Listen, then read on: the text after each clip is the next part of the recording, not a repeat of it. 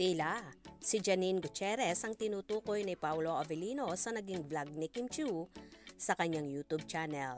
Nag-guest kasi sina Paolo at JM De Guzman sa naturang vlog ni Kimi. Maraming katanungan ang ibinato ni Kim at sinagot naman ng dalawa kung saan may second level pa. Natanong ni Chinita Princess ang dalawa kung long hair or short hair daw ba ang gusto nila sa isang babae.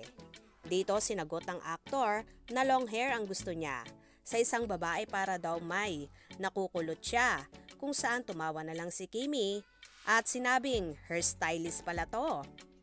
Ang sagot din naman ni JM ay long hair din.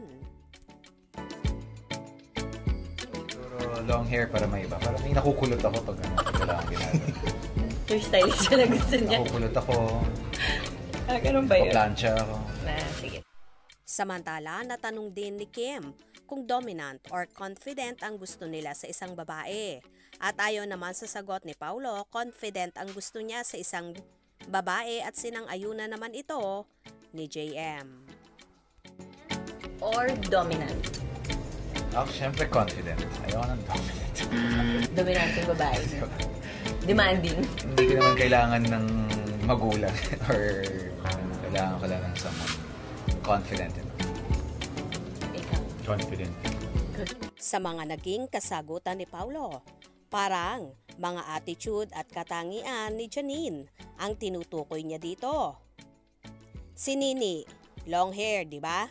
Tapos isang confident na babae rin ang actress na napakasimple pero walang kaarte-arte sa katawan.